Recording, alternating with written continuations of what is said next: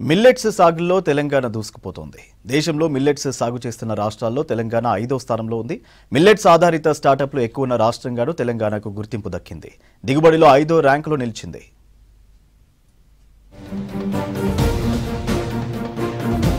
Millets సాగులో Telangana bullet స్పీడ్తో దూసుకుపోతోంది. 5 ఏళ్లలో మిల్లెట్స్ సాగు ఉత్పత్తి రెట్టింపయ్యాయి. మిల్లెట్స్ పండిస్తున్న రాష్ట్రాల జాబితాలో తెలంగాణ 10వ స్థానంలో ఉంది. అంతేకాదు మిల్లెట్స్ ఆధారిత స్టార్టప్లు ఎక్కువ ఉన్న రాష్ట్రంగానూ తెలంగాణకు గుర్తింపు దక్కింది. ఈ విషయం లోక్సభలో ఇటీవల కేంద్ర ప్రభుత్వం ప్రకటించింది. మిల్లెట్స్ సాగు వివరాలు, తీరుతెన్నులపై ఎంపీలు అడిగిన ప్రశ్నకు కేంద్ర వ్యవసాయ శాఖ రాష్ట్రాల వారీగా మిల్లెట్స్ పండిస్తున్న జాబితాను సభ ముందు పెట్టింది.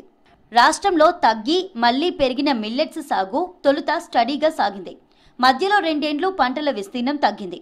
ఆ తర్వాత 2 ఏళ్లు మాత్రం జోరుగా సాగైంది. 2020లో 2,52,000 ఎకరాల్లో మిల్లెట్స్ సాగు చేశారు రైతులు. ఆ ఏడాది 1,66,330 టన్నుల ఉత్పత్తి నమోదైంది. దిగుబడి హెక్టార్కు 2,103 కిలోలుగా ఉంది. 2021, 2022లో మాత్రం పంట విస్తీర్ణం గణనీయంగా తగ్గింది. 2021లో కేవలం 1,83,000 ఎకరాలు, 2022లో 1,80,000 ఎకరాల్లో మాత్రమే మిల్లెట్స్ సాగు చేశారు. మళ్లీ 2023లో మిల్లెట్స్ సాగు పెరిగింది. 2024లో పీక్స్కు చేరింది. ఆ ఏడాది 4,24,000 ఎకరాల్లో మిల్లెట్స్ సాగు చేశారు రైతులు. 2023లో 2,55,580 టన్నుల వరకు మిల్లెట్స్ ఉత్పత్తి జరగగా 2024లో అది 3,05,840 టన్నులకు పెరిగింది. 2020 నుంచి ఇప్పటి వరకు మిల్లెట్స్ ఉత్పత్తి రెట్టింపైంది. మిల్లెట్స్ సాగులో రాజస్థాన్ టాప్ ప్లేస్లో ఉంది. కానీ దిగుబడిలో మాత్రం కింది స్థాయిలోనే ఉంది.